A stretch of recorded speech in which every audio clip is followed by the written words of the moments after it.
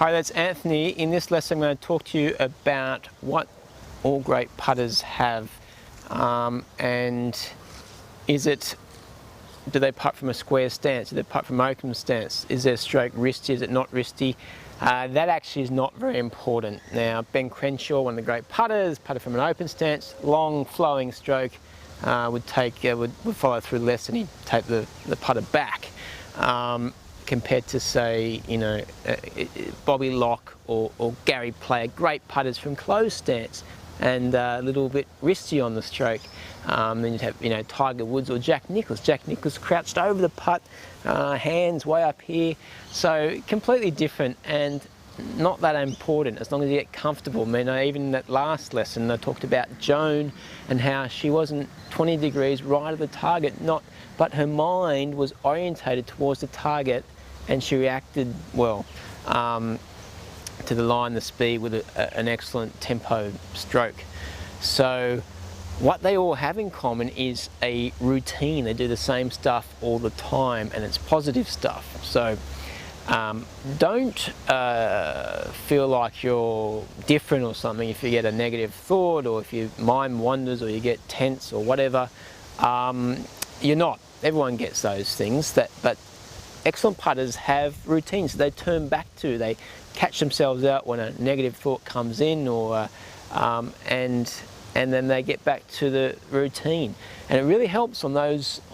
It helps week in, week out to be a consistent, very good putter, and it helps enormously. I know any excellent low 23 to 25 putt round I've had has been because of my routine and following it through. Even when you're getting tighter on the last few holes, you keep getting back to that simplicity of the routine that throws out any other stuff, any other mental garbage that comes into your head. You get back to what you have to do right now. In The Truth About Putting, I run through some sample routines you can use. So questions that you should ask, how many practice swings you have, how many looks at the hole, how you shuffle into the ball, the time taken, and what you aim at when you're over the ball. All this stuff is very important. The length of time over the ball, as I said, is very important too. So I go through sample routines, how you can make that better. Also give you some stories about how I've tweaked those routines slightly. I tweaked it when I had my 9 birdie round of 65, 7 under par. And a few other times that I've had really good rounds, I've actually tweaked it. I've caught myself out during the round where I've taken a bit too much time or an extra look or something, and I've dedicated myself to a better routine in the coming holes, and you get rewarded when you do something like that. So very important stuff. If you want to dig into it, you can always take a look at the information page and where the products are and get stuck into that.